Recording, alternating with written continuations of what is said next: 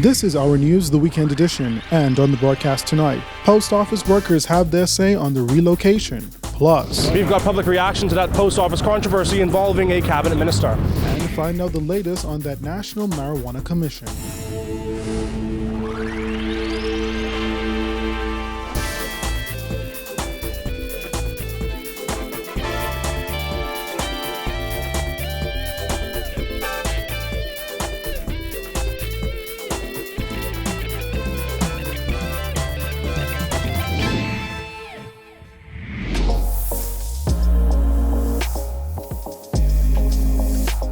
Our news is brought to you by Alive. Good evening, I'm Andrew Knowles, and thanks so much for joining us. Though some have called the move to house post office workers at the Town Centre Mall controversial, the employees of the damaged East Hill Street building are speaking out.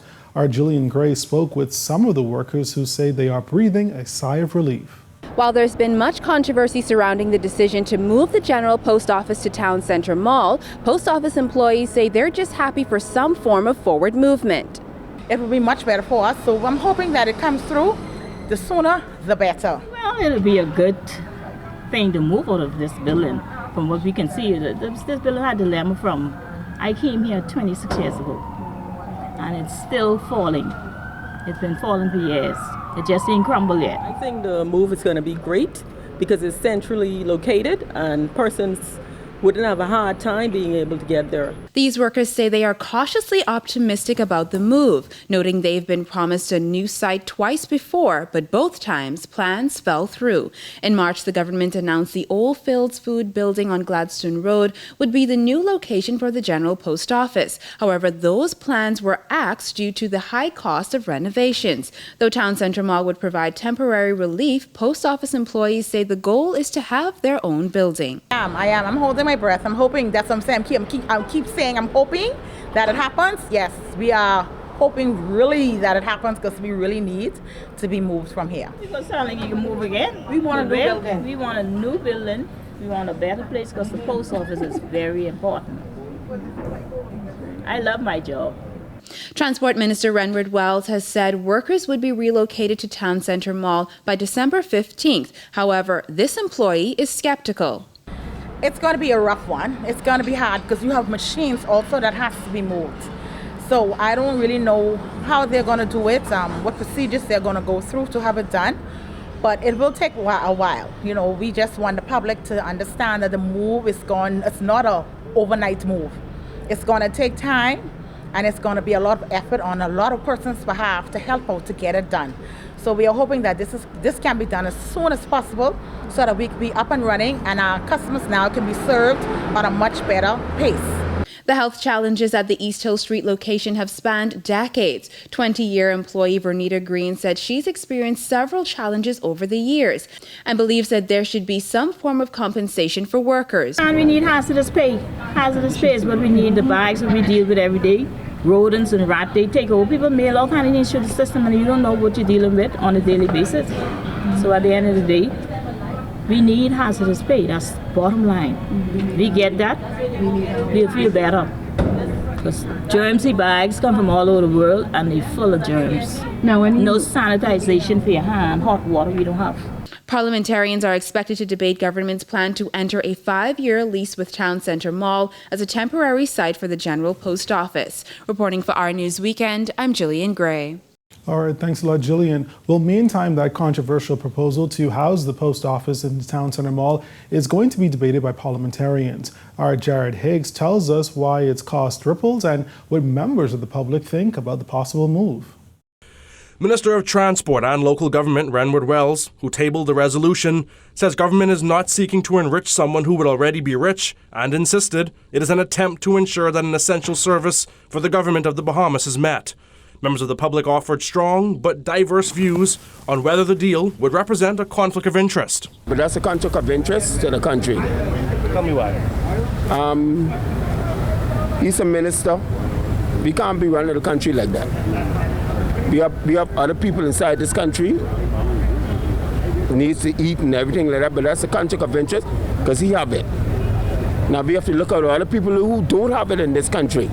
We have other buildings in this country that don't belong to other people who's members of parliament and all that. You have to stop that. What do you suggest? Where do you suggest that they go? I think any place that is suitable, because presently those employees are complaining of conditions. I think any place nice, wherever they can accommodate them. And the fact that the place that they have chosen is owned by a cabinet minister, a high-ranking cabinet minister.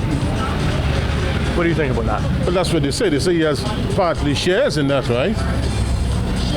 Well, I think both government does that sometimes.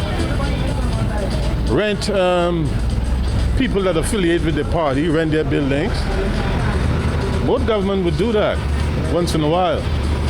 Some suggested that Simonet should offer the building to be used free of charge. Put the government in there as a national duty. Don't rent the government. The government ain't got no money to rent no town center mall. Where they gonna get it from? Huh? They gonna raise what?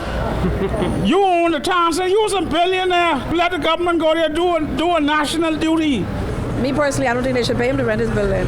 He should allow them to use it until they can get their own straight. Why? Because all the money that man getting, so why should pay him? Get a poor man on. They have some people who have places that they can rent.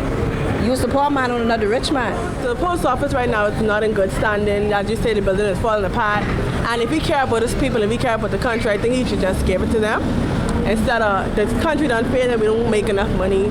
Others say Town Centre Mall is a far more convenient location than the previously considered Phil's Food location on Gladstone Road. A lot of Bahamians don't realize they're looking at it one-sided. You got to look at it both ways. Look at the convenience for the people, especially elderly people. Buses stop there, up and down.